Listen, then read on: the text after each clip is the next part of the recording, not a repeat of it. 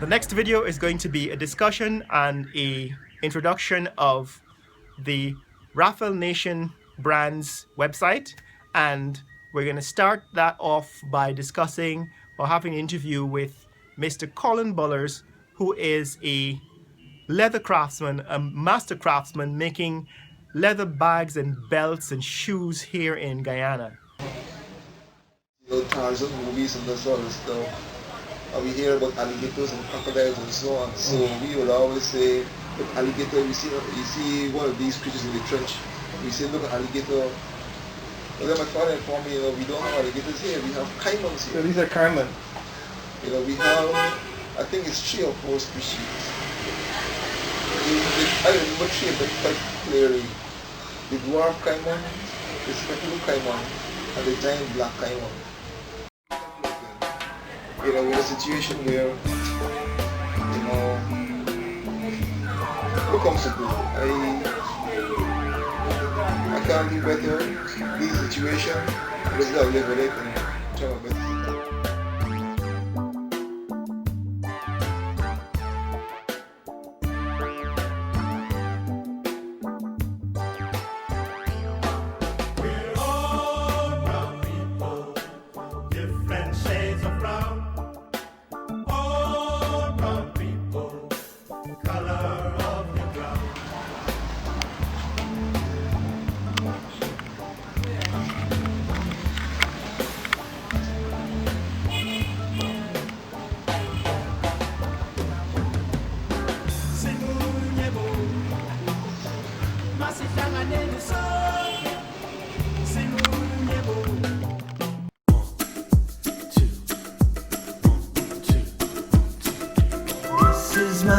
This is my day.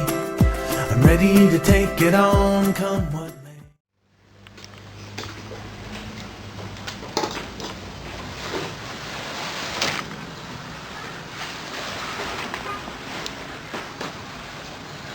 Well, this here is goat skin. These are goats. This one is sheep. This is also sheep.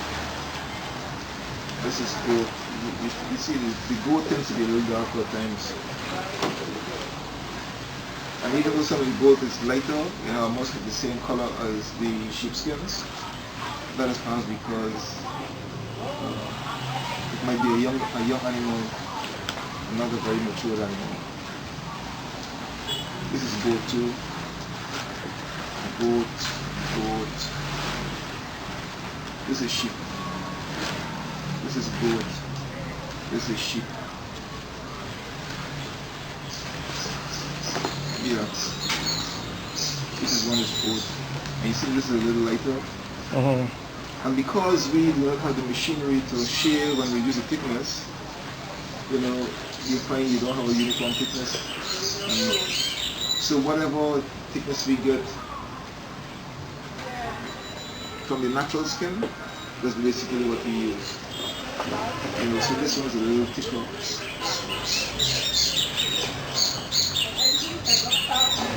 And what influences the thickness of the skin and the resulting leather we get, could be how the animal is fed as well.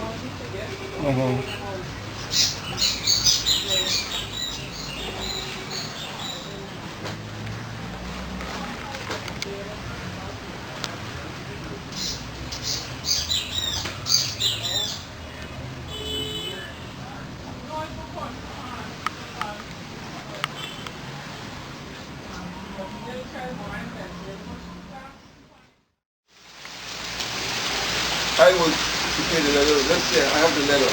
That's there. I marble the strip when I cut it. Now it's quite thick and it's uneven. So now I have to reduce the thickness. I can use a hand splitter, which is a smaller version to the machine I just mentioned in my friend house. And I can pull it through, reduce the thickness. Or I can take another tool called a skiver. And I can skive it, or I can take this knife and just skive it down, turn it around, skive the other side. Alright, then take off some in the middle, then put it on the sanding motor and the sanding disc and level it down. Alright? How long does that process take if you're doing it by hand?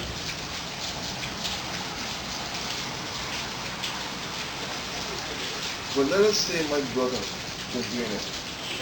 Alright? He would do it pretty quickly. He would do it, let's say in about 10 minutes or less. He could skive this down. Alright? And then maybe in another 5 minutes he level it. Alright, to get it to the required, he desires. And it's done. So let's say no more than half an hour. Alright? Now, this here, you need another tool, let's say a similar tool to this, to cut this edge. I see, yeah. Alright?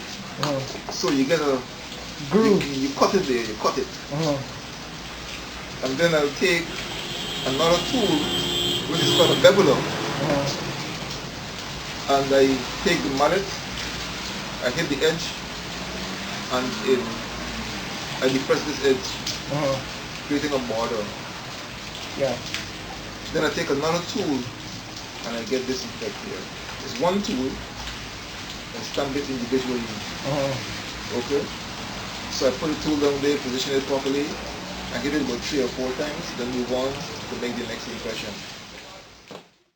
Here, this particular style, I want to put some lace in the middle here. Lace? Yeah, like what you see. Oh yeah, yeah, that's true. Okay. Alright, so I have to punch those holes. It's like a weaving. You're putting a weaving of thinnest.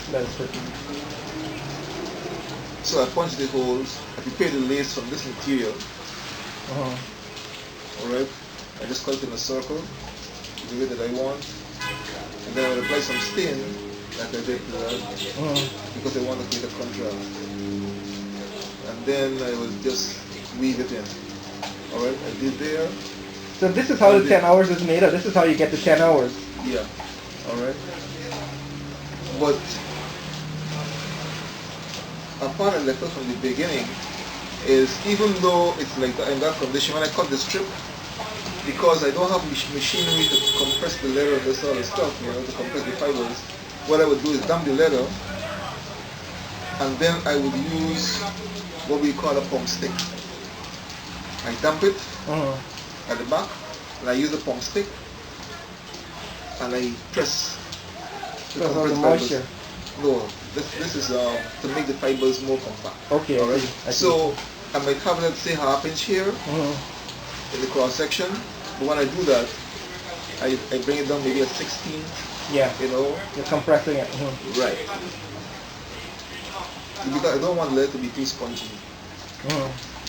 So after I would have done that, then I would push to the splitting machine and split it, or I would take this knife and just shave it down on one side, shave it on the other side. Alright. So I would normally shave like this, skive like that. Then I do it like this, skive in the other direction. So I have a bump in the middle here. Then I shave down this bump. Then I put it in the sanding machine and sand it. So shave it down, take off the bits at a time in order to give you the uniform because it's looking for.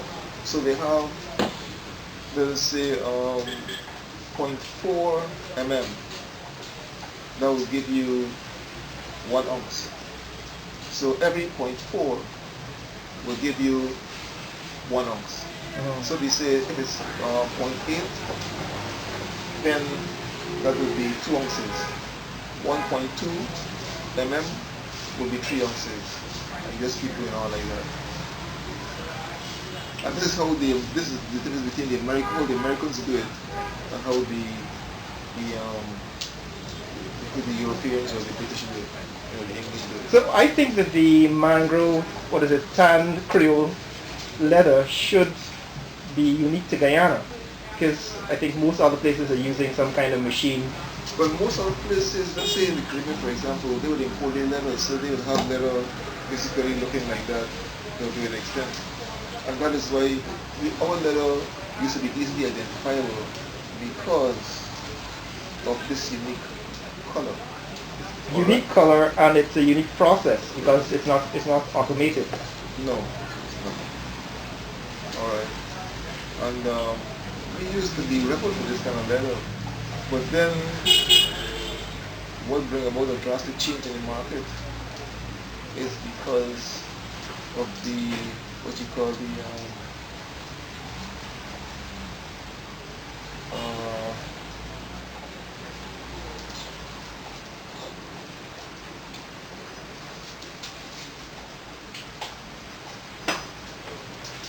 we call climate control or climate, what is it, climate, whatever. Climate change? Yeah, climate change. You know, where they're trying to protect the forest. So what they did is Norway and Guyana signed an agreement, you know. Yeah. And because of that arrangement, you have to exercise greater restrictions on the harvesting of trees, you know, how you harvest and how you plant the forest. So restrictions were placed on how mangrove is harvested. Because what they do is cut down the mangrove tree and it's dead. They're promoting cut, leave a strip, a continuous strip of bark of the tree, and it will degenerate over time. You know, strip the rest off. So you're actually using the bark of the mangrove to tan the leather? Yeah, the bark, the natural bark. While let us say to reduce that, what they do is harvest, let us say that is mimosa, they harvest the mimosa, whereas the bark, the leaves, the trunk of the tree, whatever it is, the wood of the tree, they would crush it and soak it. And then they would apply, using technology, they'd apply heat to it. I think it's a similar method to how you would make powder. Alright. And they drive out the liquid and leave the solid behind. And that now is what they would use to actually mix with water in order to create a solution. With all the chemicals to create a solution in order to handle leather. Now this mangrove, if you take the mangrove, a piece of mangrove, or what I would do is crush it first. You know, a machine, crush it, and make like sawdust. And then I put it in water. And that water now begins to take on the color, becomes discolored with the mangrove. So you just see, if you leave a piece out there, like how this water settled on the concrete on the surface, you'll see it just becoming red or brown. But they have three types of mangrove over there, understand? They have the white, they have the brown, or the white, the red, and the black. Alright, but there's three species I know of. Now, I love to work with well, each one of them will give you has own peculiar results. Like the white will give you as much like the color leather. The red, I think it is, will give you, a darker hue as well as the black. But it also depends a whole lot. The hue depends on the pre-tanning process. You know, how well you tan, you prepare the leather before it actually goes into the tanning solution. You know, Tarzan movies and that sort of stuff. We hear about alligators and crocodiles and so on. So we would always say, look, alligator, you see one of these creatures in the trench. We say, look, alligator. But then my father informed me, we don't have alligators here. We have caimans here. So these are caiman. We have, I think it's 3 or 4 species. I remember 3 of them quite clearly. The dwarf caiman, the speckled caiman, and the giant black caiman. Alright. I think there's a fourth species, but I just can't remember it right now. So these are relatives to the crocodile and the alligator. How exactly you determine which one is alligator? Similar leather? Is it similar leather to cows? Well, what? To cows. Okay, you can throw it leather, yes, but I won't say that's similar to the cow because of all these, the nature of this material here. Alright, but it does have some flexibility because this here is, you can call it skin in between there, or not necessarily cartilage, but that will give it the flexibility. Alright. So I was on a tour recently of the Creole River, and I was informed by the tour guide that there's an area where they have alligators. You know, I told my mom when we have alligators here, and he said, yes, we have some alligators here in Guyana. So that is something I need to check out too. But the difference between the caiman and the alligator is the snout. Well, I understand you can tell the difference between like the eyes and the snout and so on, but I have never really checked on that to determine. But I know even between the different species, the spectacle dwarf and black caiman, but the black caiman is easily identified because of its neck itself. But the spectacle caiman has like a ring around the eyes. Okay. And I think it's much higher. It's set much higher on the head. So you can easily identify this spectacle caiman as well. Yeah, I think what I've learned or heard is that the alligator has a narrow snout. This caiman has a more broad and rectangular snout. Okay. I never really checked it out though. I heard something like that, yes. But I never really, applied myself to acquiring that knowledge. And we're going to feature some of his products, some of the products that he makes by hand. These are handcrafted works of art and craft in Guyana. We're going to put some of those on the website so you can purchase them online. Remember, this is the RN Brands website. It's Raphael Nation Brands, right? Coming directly out of this channel, right? We're turning this channel into a site that allows you to purchase the items that we talk about on the channel. And major feature of the RN Brands is durability and reliability. So we're going to offer a lifetime warranty. I am personally going to guarantee the products that I put on the channel because it's my name, it's my reputation online, and it's up to me to make sure that you get exactly what you pay for. Okay, so that's what we're up to this year, guys.